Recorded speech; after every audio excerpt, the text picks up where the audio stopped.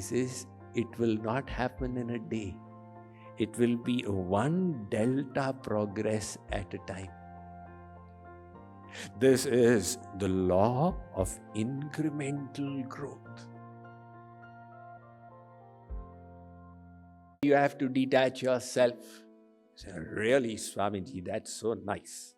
And tomorrow morning you try to detach yourself and you don't achieve it. So in the evening you come and say, Swamiji, humse to nahi hota. I can't do it. So he is giving you hope. He says, it will not happen in a day. It will be one delta progress at a time. This is the law of incremental growth. We people overestimate how much we can change in one day. We think we can move from sinner to saint. So I heard you should do Bhagavad Prapti. Tomorrow I should be Bhagavad Prapt. And then when it doesn't happen, we become dejected, disappointed. So instead of that, we need to understand that we are underestimating how much little change at a time can transform us over a long period. Kshanasah kshanaso vidya, kanasah kanaso dhanam. If somebody seems like a scholar to you, you think they got hit by a thunderbolt and suddenly they became Vidwan? They gathered knowledge one strand at a time. Of course, God's grace was there. If somebody became a billionaire, the Adanis and Ambanis, they all had to do it one little bit at a time. Likewise, on the spiritual path also, it will be a gradual process. One Guruji was up in the Himalayas and his friend, another Guru, was on another hillock. So he told his disciple at night, 9 o'clock, you know that Sadhu Baba there, just go and tell him that his friend is remembering him if he can come over. The disciple said, Guruji, how will I go in the dark? In the dark, in the forest, on the hillside is dangerous stuff. Guruji gave him the lantern, Lalten, and said, take this. He said, Guruji, all I can see with this is 30 feet. How far is your friend's ashram? He said, 3 miles. How can I walk 3 miles when the lantern is only showing 30 feet? Guruji said, Beta, you can see 30 right now, you walk 30 feet. Then you'll be able to see another 30 feet. Then you'll be able to see another 30 feet. Then you'll be able to see another 30 feet. You don't have to see it all today. Likewise, some people, it's good to be curious. It's good to have questions and get them resolved.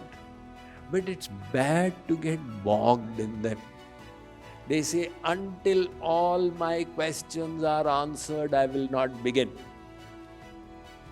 This is like saying, let all the lights turn green, then I'll get out of my garage. So whatever you have understood, start using it. And you'll understand more. We say, Bhagavanji, please grace me. This is the fight between the soul and God. The soul says, you are not gracing me. Please grace me. God says, the graces I have bestowed, please use them. You start using them, then I'll bestow more graces. But what is your claim to grace? Only that I am using what I have received to the utmost. So this gradual process is there. And Maharshi Patanjali relates it to your Vairagya. He said, don't expect any sudden transformation. You will go through these 4 stages. The first will be intellectual analysis. Arey bhai, what is this?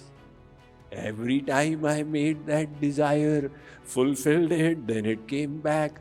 then I made the desire, then fulfilled, then it came back. So this analysis start. That will be the first stage. Something wrong with this direction. And then after that will be your effort at withdrawing the mind. Next time the mind says, should we waste time on the internet? The intellect will cut. Hey, Maniram, what's wrong with you? Isn't time more valuable than that? So with effort, you are not trying to withdraw the mind.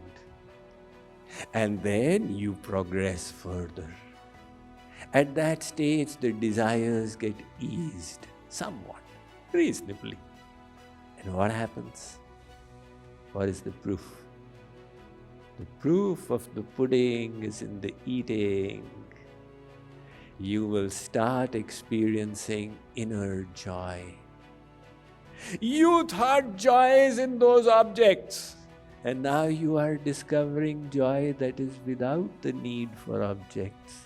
It is that joy that lures great kings in Indian history who gave up their whole kingdom and went into the forest. Were they crazy? No, because in the forest they were experiencing inner bliss that was eluding them in their kingship. So now the proof of your spirituality will be coming in your experience of inner peace. Ananda Smita, he has said. And then later on, you'll reach the fourth stage where the mind is absorbed. But he qualifies it. It is still not a natural absorption in God. The intellect is guiding it. The intellect is saying, stay here, stay here. Now with the intellect guiding, you are able to keep the mind there. As a little example, see, how many people would there be who are serving in some company, who are employees, and they love their job? Statistics reveal that there are just few percent. In fact, 13% are positively engaged. 64% are dragging their feet. And the remaining 23% are negatively engaged. Means they are breaking the morale of the employees, they are against the company, speaking against it. This is the statistics by the Gallup poll worldwide. So how many people like to work? Handful. But everybody works. How do you work? How do you manage to work? Does your mind say, oh, TGI Mondays. Thank God it's Monday. In fact, somebody said to me, Swamiji, on Monday morning, never call anybody because everybody is in a bad mood. The TGI is for Fridays. First time I came to America, I saw TGI Friday. So I'm telling you frankly, I was astonished because I never heard of a shop called TGI Fridays, and it's all over the place. And I asked someone that, why is this name TGI Fridays? He said, Swamiji, in America, everybody is miserable during the work days. So on Fridays, they feel liberated and say, TGI, thank God it's Friday. So this is not restricted only to America. People in India are equally kamchor. One guy came to me 40 years ago. He said, Swamiji, aaj to maja aa gaya. I said, kya maja aa gaya? Wo president mar gaya. I said, are you crazy? No, I've got a holiday from my office. Arey Baba, thoda to sharam karo. I don't care whether he lives or dies. I am getting a holiday from my office. So the office seems so much of a torture. Yet people control their mind and work. How do they do that? By the intellect. The intellect says you will have to do it, otherwise how will you feed your family? So when the intellect decides, it controls the mind and you keep working. Likewise, now extend that to a higher level. You have reached samadhi, but it's a samadhi where the intellect needs to be used. Hey Maniram, you have to stay there. You don't have too many years left. Who knows? You need to complete the sadhana. So he calls it sampragyat. Pragya is intellect. Sam is with the intellect. And then there is asampragyat, which is the naturality.